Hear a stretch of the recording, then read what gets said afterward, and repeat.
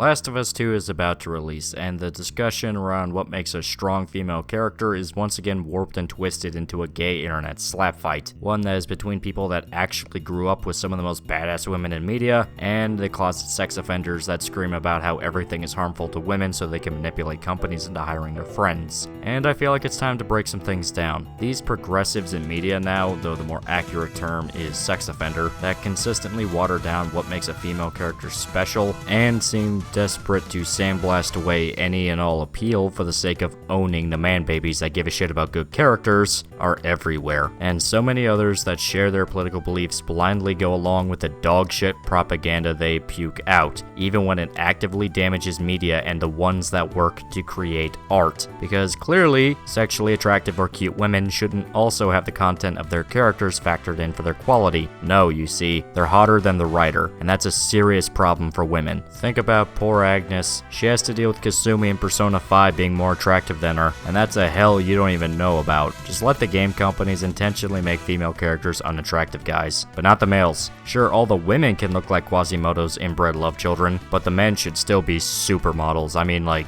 really hot with big dicks and everything. I'll show you who's boss in this gym. Cause how else will all those budding Fujoshis make good dojins if the men are gross? But if you actually think characters like Abby from Last of Us 2 aren't a hilarious embarrassment concocted by socially retarded weirdos that want to shatter preconceptions of morality and beauty, but end up making butt-ugly sociopaths with no redeeming qualities, you're misguided at best. Because if we're gonna follow irredeemable, violent psychopaths of female characters, we should at least be able to fap to them. So let's talk about Black Lagoon.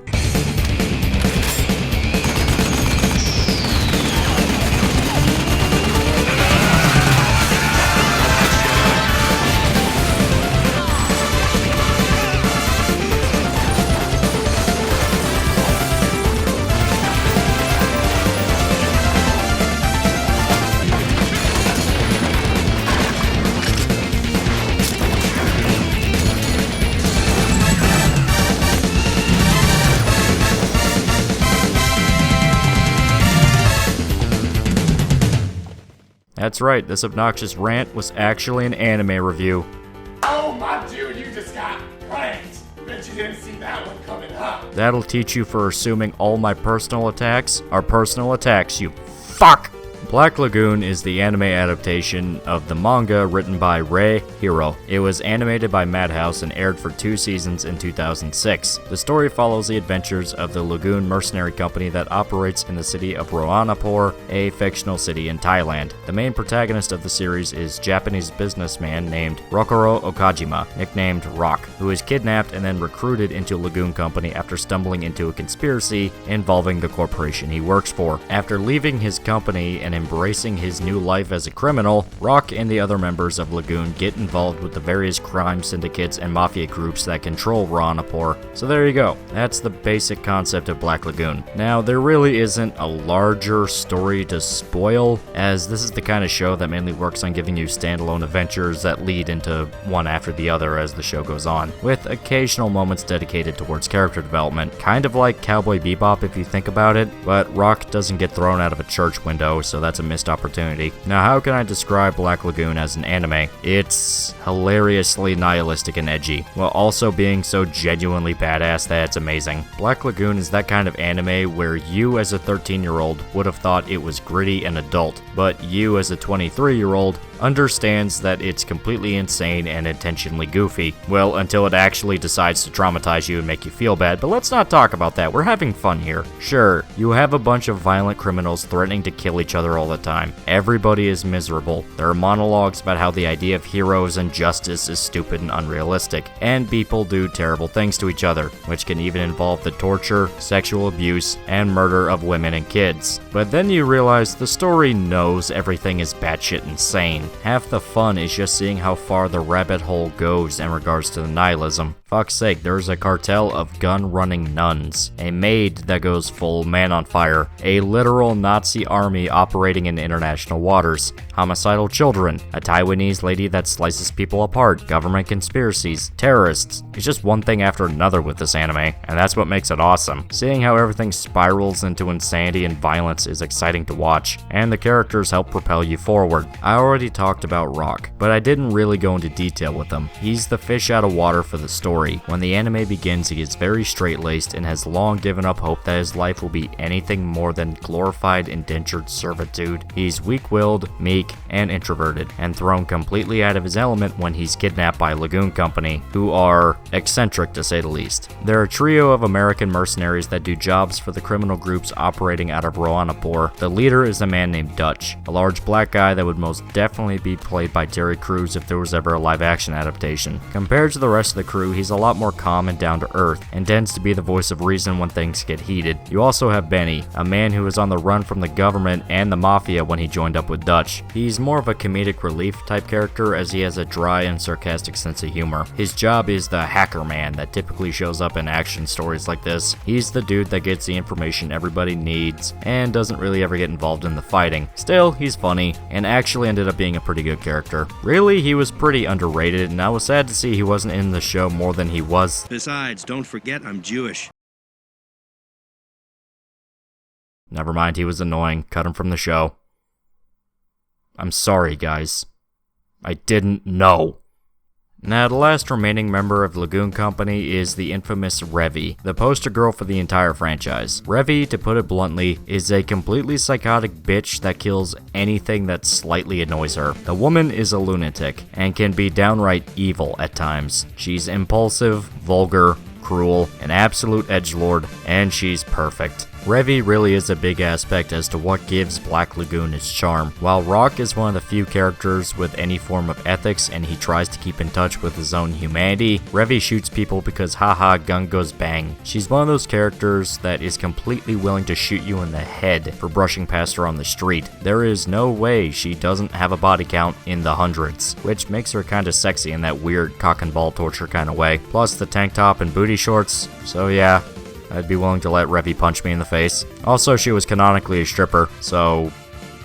You know, I don't know what that actually proves, but that happened. In fact, if you love badass women, then this anime is practically made for you. The Russian mob boss Balalaka alone is enough to sate your appetite, but you also have Revy, Edda, Roberta, who is awesome enough to get a sequel OVA in 2010, and that Taiwanese chick I can't remember the name of. She was funny though. All of them are great and really steal the scene when they show up. They're fun and you want to see them do things. Hell, Balalaka is a genuinely threatening presence in the story. She's cold, professional, and completely ruthless. You really don't want to fuck with her, and the ones that end up pissing her off don't die well.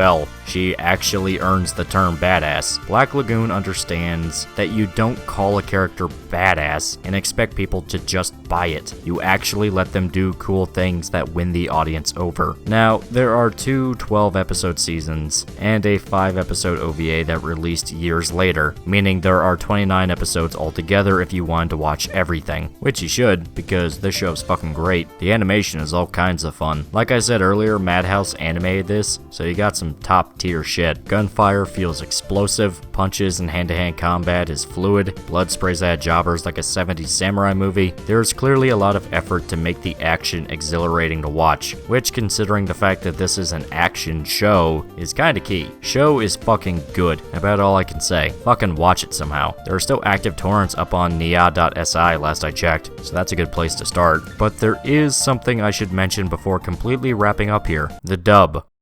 It's actually pretty good. Now, is it Shakespearean levels of acting? Not even close. But the actors fit the characters well, which is always a big problem with anime dubs for me. Considering the fact that the show revolves around Americans, having the cast have plain American accents doesn't feel out of place. Voice actors for Dutch, Revy, and Benny in particular are perfect for the characters. Sure, you have to suspend disbelief a tiny bit in regards to Rock, a Japanese native who grew up in Tokyo and talks like a fluent American as well, but fuck it. Headcanon, he learned English during his business trips for his company. But yeah, that arc where it actually takes place in Japan and it revolves around the Japanese Yakuza, yeah, that's back to being anime dub bullshit, so it's not perfect. But the dub goes beyond being just pretty good. Some parts of the humor actually rely on watching the show in English. It's the exact opposite case of shit like Gintama, which has jokes and references that rely on knowing Japanese humor and culture. For instance, in the episode where Revy teams up with a Taiwanese assassin for a mission, there are numerous jokes that revolve around the latter's accent, which is so thick that you'll be thinking about that hooker from Full Metal Jacket the whole time. Me so horny.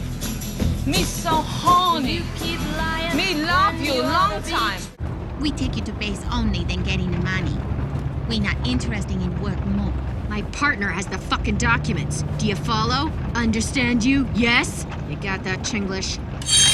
Sure, you can watch it in sub, and it's still pretty good, but the dub actually gives it a bit more personality. One of the few rare cases where dubbing it actually fits the show. Only problem with the dub is the production value itself. For some reason, it sounds like all the dialogue was recorded in a bathroom. It just feels weird, like a bad fan dub. And the audio for these videos is pretty fucking bad, so that should tell you something when even I'm noticing this. That's all I can say about Black Lagoon. This show is fucking hype, and great for a watch, or several. The characters are fun, the action is amazing, and it's just plain cool to watch. Can it get hilariously edgy? Yes, but that's half the appeal. Turn your brain off and watch hot chicks shoot bad guys for 30 episodes. Until next time, please remember to like, comment, and subscribe.